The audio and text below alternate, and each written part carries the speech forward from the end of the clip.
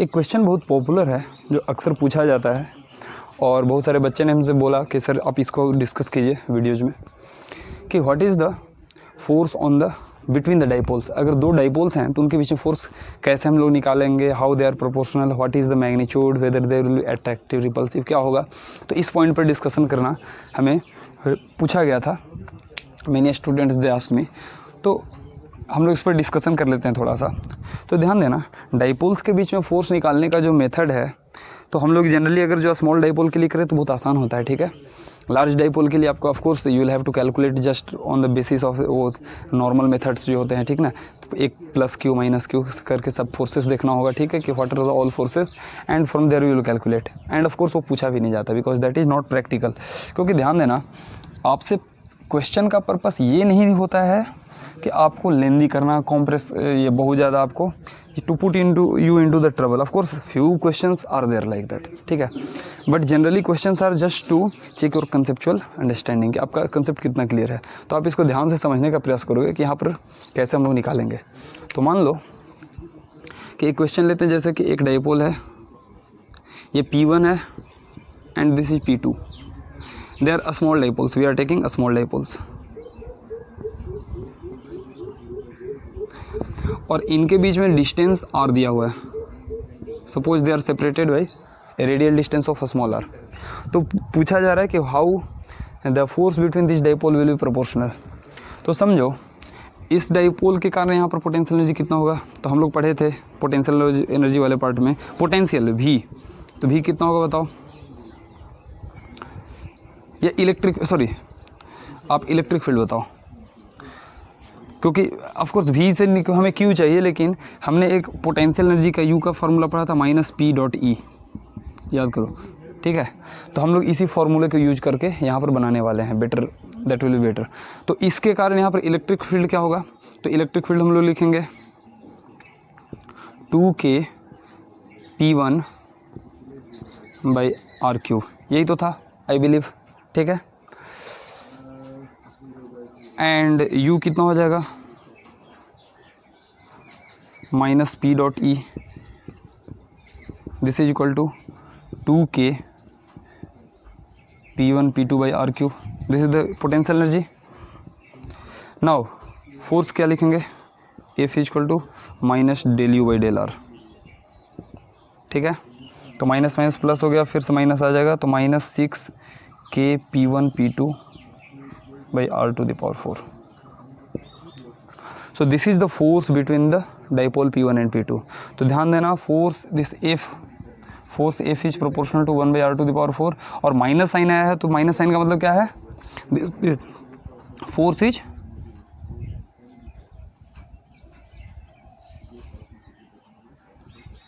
Attractive.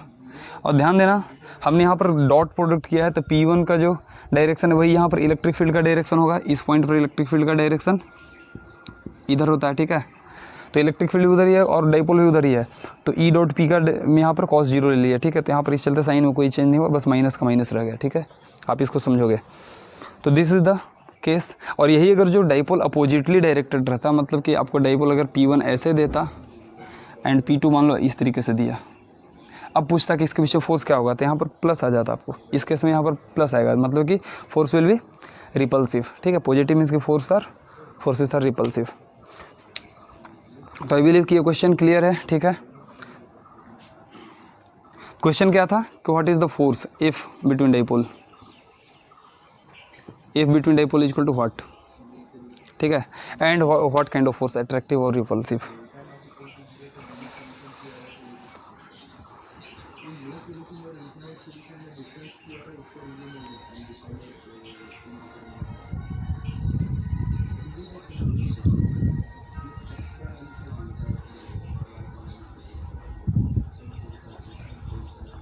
Again इसका एक अलग केस है। एक डाइपोल P1 इधर दिया हुआ है और डाइपोल P2 इस तरीके से दिया हुआ है।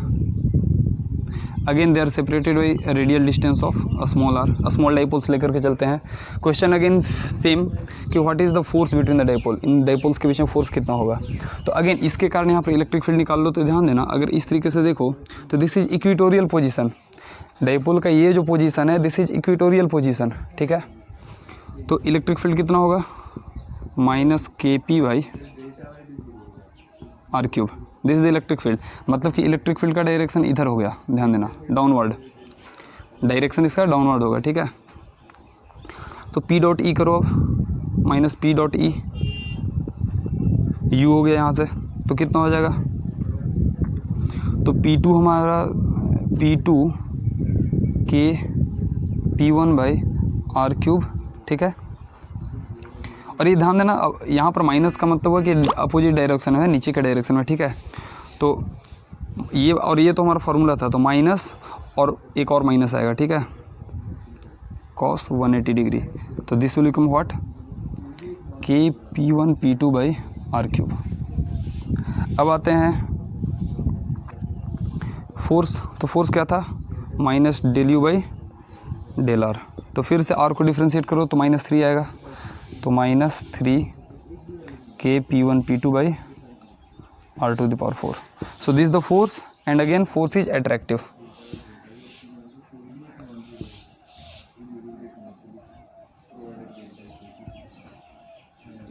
तो आई बिलीव कि दीज क्वेश्चंस आर क्लियर, ठीक है। Force between the dipole and यहाँ भी force is proportional to 1 by R to the power 4। तो इन सच क्वेश्चंस आपको जस्ट डाटा पुट करना है and you can very easily. अब ध्यान देना, ये अगर एंटी पैरेलल रखते तो उस केस में forces would have been repulsive. अगर इसी को आप एंटी पैरेलल प्लेस करते मतलब कि P1 इस तरीके से है, P2 इस तरीके से है, तो इस केस में आपका फोर्स अट्रैक्टिव ना होकर के रिपल्सिव होगा and magnitude will remain same. तो ओके, और ऑफ कोर्स इसमें ये बहुत कॉमनली डिस्कस्ड है, तो ध्यान दो, बहुत जगह बताते हैं टीचर्स इसको, ठीक है। आपसे इसमें किसी भी तरीके का क्वेश्चन पूछा जा सकता है कि ध्यान दो, मान लो कि मैं दिया कि P1 यहाँ पर है, दिस इज योर P1, और P2 को मैं कुछ एंगल पर दे दिया, तो इस केस में घबराना कुछ नहीं है, एंगल ठीक है, थीटा मान लो दे दिया, सपोज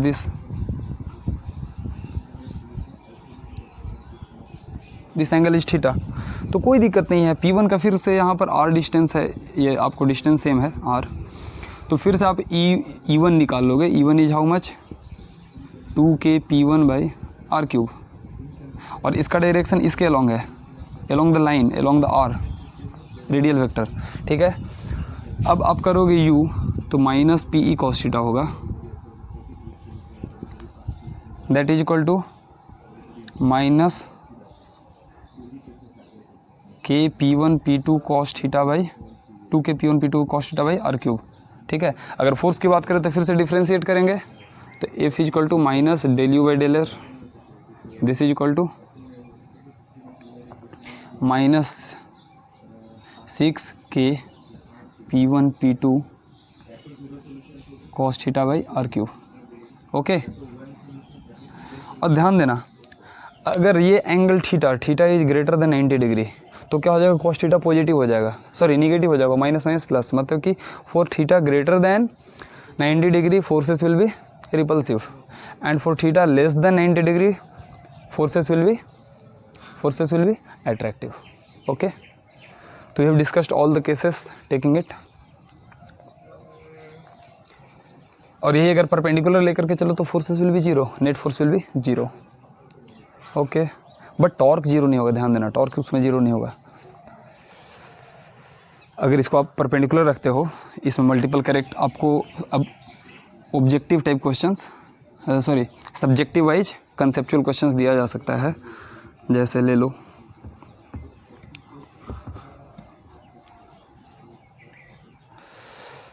आपको दे दिया कि P1 इस तरीके से है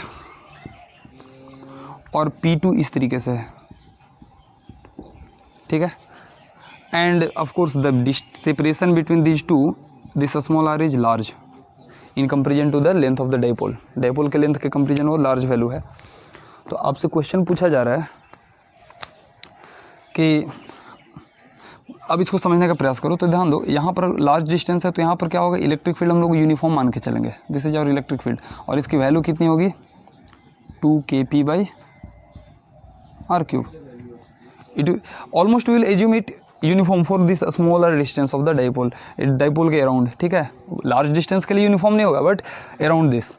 अब समझो डाइपोल इस तरीके से प्लेस्ड है यूनिफॉर्म इलेक्ट्रिक फील्ड में, तो आप खुद ही देखो